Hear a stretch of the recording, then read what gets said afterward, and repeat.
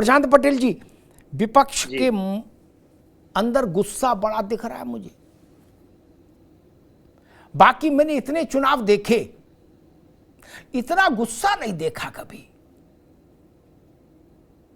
आरोप प्रत्यारोप ठीक है, लेकिन इतना गुस्सा लगे कि भाई एसिड है, एसिडिटी है, इतना तीखा मामला नहीं। मैंने चुनाव परिणाम से एक दिन पहले, काउंटिंग से एक दिन पहले, मैंने अपने पत्रकारी जीवन में 35-36 साल में कभी नहीं देखा कि किसी जिम्मेदार पार्टी के बड़े लीडर ने प्रेस कॉन्फ्रेंस शुरू की हो और उसमें 100 आरोप अपने विरोधी पार्टी पर लगाए हों, सरकारी पर, जो सरकार में है। अब आरोप लगाने का समय बीत गया, प्रचार खत्म हो गया, वोट पड़ गया, अब तो कल वोट की गिनती है।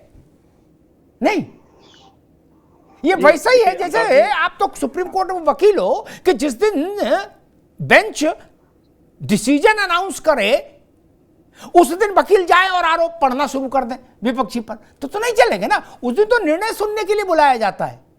प्रशांत पटेल जी। जी अमिताभ जी, अब जैसे इन्होंने करो या मरो का जो नारा दिया है वो एक्चुअली अपने सर्वाइवल के लिए दिया है कि ये चुनाव ऐसा है कि इसके बाद विपक्षी पार्टियों के लिए अपनी राजनीतिक सर्वाइवल की स्थिति आने वाली है कि वो सर्वाइवल करेंगे कि नहीं करेंगे। कई सारी जो क्षेत्रीय पार्टियां हैं वो फ्यूचर में सर्वाइव करेंगे कि नहीं करेंगे। शरद पवार की पार्टी ने तो पहले ही संकेत दे दिए कि हम मर्ज कर लेंगे कांग्रेस पार्टी के साथ। उद्धव ठाकरे भी कहीं जा सकते, अन्य पार्टियां भी कहीं ना कहीं बिल्कुल जीरो की स्थिति में, 1-2 सीटों की स्थिति में जाने वाली हैं। तो एक्चुअल में जो करो या मरो बात करें, अपने लिए कर रहे हैं कि हम राजनीतिक रूप से जीवित रहेंगे या नहीं रहेंगे। दूसरी बात, अभी तक जो विपक्षी पार्टियां थी, क्या अभी तक जो उनके जो सलाहकार थे, जो यूट्यूबर थे, पेड यूट्यूबर थे, सोशल मीडिया चलाने वाले थे, उनकी सलाह पर ये लोग निर्भर थे। जो इनके पेड यूट्यूबर जो माहौल बनाए हुए थे, एक जर्मनी में जर्मन शेफर्ड बैठ के वहां पे माहौल बना रहा था, उनके आधार पे इनको लगा कि अरे भाई, तो हम तो यहाँ देश में और उत्तर प्रदेश से पूरा चुनाव जीत रहे हैं। लेकिन यूट्यूब से, सोशल मीडिया से, ट्विटर से, फेसबुक से आप ठीक है माहौल तो एक हद तक बना सकते हैं, चर्चा कर सकते हैं, व्हाट्सएप पे पेनिट्रेशन कर सकते हैं, लेकिन उससे ईवीएम को वोट नहीं जाके दबता है। ये चीज लोग समझने में गलतफहमी कर गए।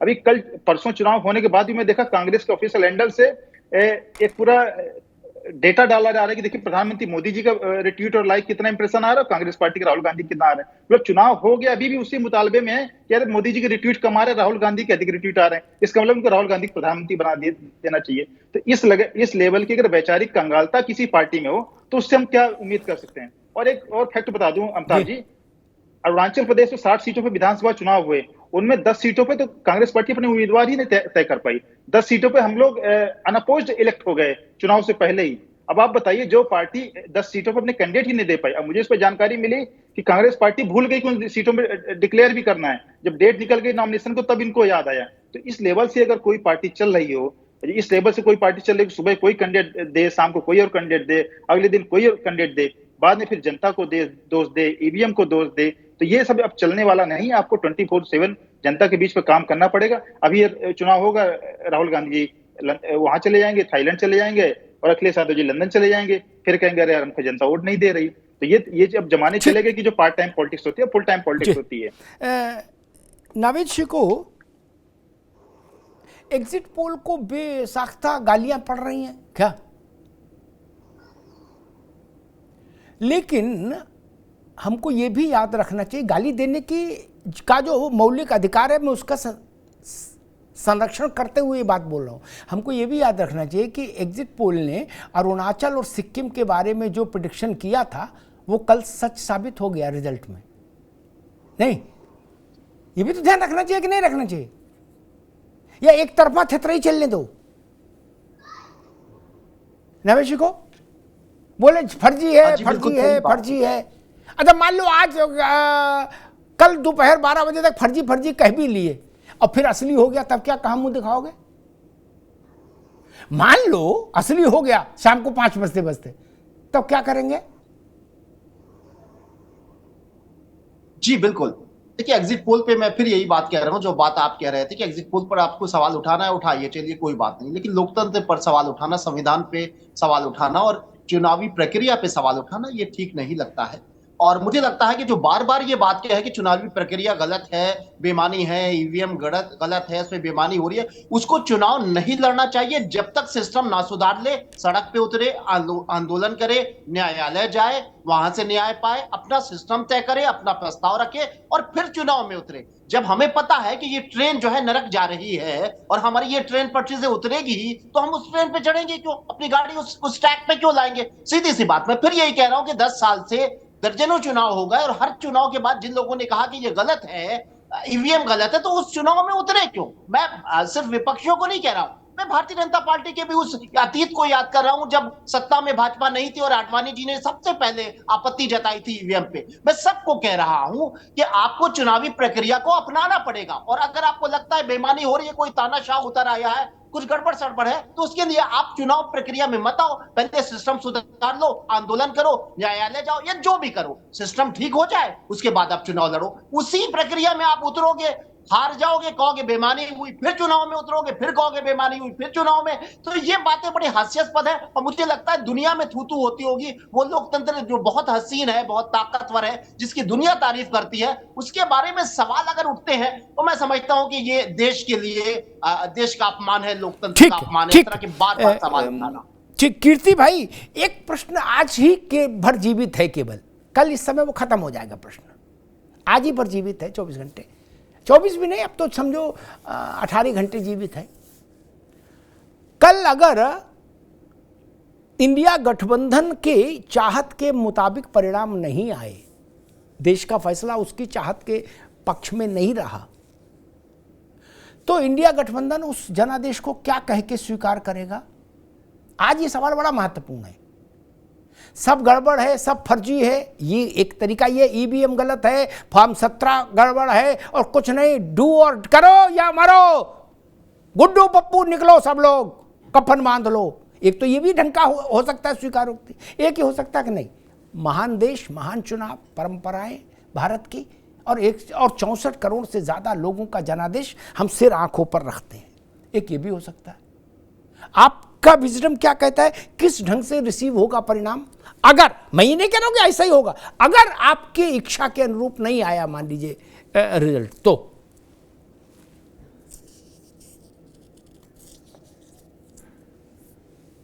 लगातार इस बात को कहते रहे हैं कि अगर लोकतंत्र में जो परिणाम आएगा हम उसका सम्मान करेंगे। जो स्थितियां हैं, जो जगह जगह गड़बड़ियां होती हैं, हम उसके लिए अपने कार्यकर्ताओं को सचेत कर रहे हैं, काउंटिंग एजेंट को सचेत कर रहे हैं कि पूरी मुस्तैदी के साथ काउंटिंग लास्ट मोमेंट तक कराना है। किसी भी तरीके की बेईमानी हो तो उसकी इंफॉर्मेशन देनी है, जिला कार्यालय, प्रदेश कार्यालय, दोनों जगह इसकी इंफॉर्मेशन दें, कहीं भी गड़बड़ी नहीं होने दी जाएगी। 64 करोड़ लोगों ने जो जनमत दिया है उसका पूरी तरीके से सम्मान होगा, जो भी फैसला आएगा उसको समाजवादी पार्टी भी स्वीकार करेगी। देख लीजिए, क्योंकि आपके ही गठबंधन के बड़े नेता जो 10 साल चीफ मिनिस्टर रहे हैं, अखिलेश जी तो 5 ही साल रहे, दिग्विजय बाबू 10 साल रहे, जब उनने ये लाइन खींच दी कि भाई हमें बनाओगे, जिताओगे तो हम मानेंगे असली चुनाव, नहीं तो नकली। जितने बच्चे गली में क्रिकेट खेलते हैं, उसमें कोई दबंग लड़का होता, वो कहता ना हम बैटिंग ही करेंगे, बॉलिंग हम जा रहे हैं बैट लेके, नहीं हम नहीं करेंगे। नहीं, आपको नहीं लगता कि ऐसे बुजुर्गवार लोग जब ऐसी टिप्पणियां करते हैं तो उससे लोकतंत्र का अपमान होता है? कीर्तिनिधि जी, नहीं? देखिए, लोकतंत्र का सबको सम्मान करना, लोकतंत्र बचाने के सवाल को लेकर के हम लड़ते रहे हैं। और देखिए अमिताभ जी, एक सिक्के के दो पहलू।